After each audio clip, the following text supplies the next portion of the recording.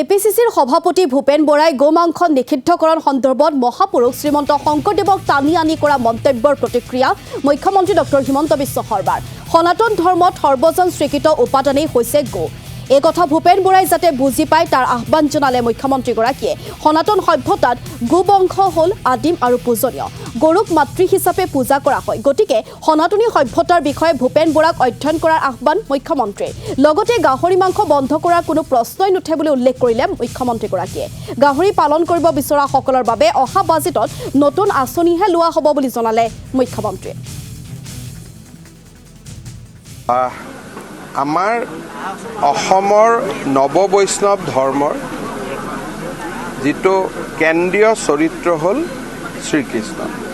আৰু শ্ৰীকৃষ্ণৰ যদি গোটেই জীৱন আমি চাব যাওঁ তেতিয়াহ'লে যদু বংশত জন্মৰ পৰা আৰম্ভ কৰি তেখেতৰ গোটেই লীলা, দৈৰ পৰা ক্ৰীমলৈকে গোটেই তেখেতৰ যিমান লীলা, সেই গোটেই লীলাত আটাইতকৈ কোনোবাই যদি এটা ডাঙৰ ভূমিকা পালন কৰিছিল সেইটো হ'ল গো বংশ।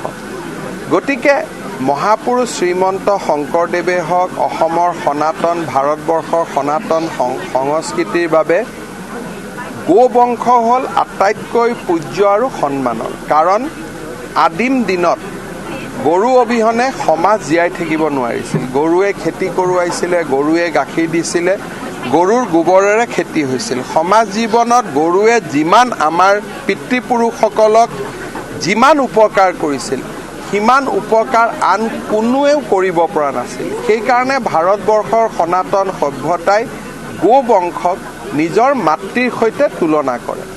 ভূপেন বৰা ডাঙৰীয়াৰ এটা যিকোনো কাৰণতে তেওঁৰ মুখত শ্লিপ হওক যি নহওক, তেওঁ প্ৰায়ে মহাপুৰুষ শ্ৰীমন্ত শংকৰদেৱ আৰু তেওঁৰ জীৱন বৃত্তান্তক ক'ৰবাত নহয় ক'ৰবাত তেওঁ ভুল কৰি উল্লেখ কৰে।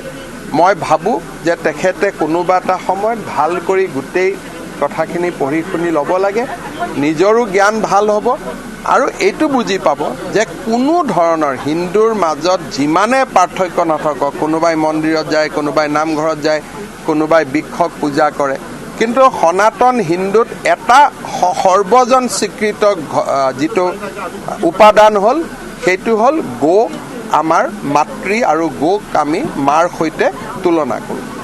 গাহৰি মাংস বন্ধ কৰাৰ কোনো প্ৰশ্নই নাই।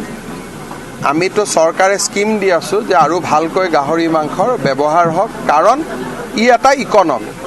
গতিকে কোনোবা ল'ৰা ছোৱালী যদি গাহৰি খেতি কৰিব খোজে, গাহৰি পালন কৰিব খোজে, তাৰ কাৰণে অহা বাজেটত আমি আৰু ভাল স্কিমহে দিব গৈ আছোঁ যাতে ভাল স্কিম পায়। গতিকে গাহৰি বন্ধ কৰা কোনো কথাই নাই, কাৰণ কোনো ধৰ্মত গাহৰিকতো মা বুলি কৈ যোৱা নাই। গতিকে যদি গাহৰি বন্ধ কৰিব লাগে, ছাগলীও বন্ধ কৰিব লাগিব। সেইটো এটা বেলেগ বিতৰ্কত হ'ব, এইটো ভেগান বিতৰ্ক।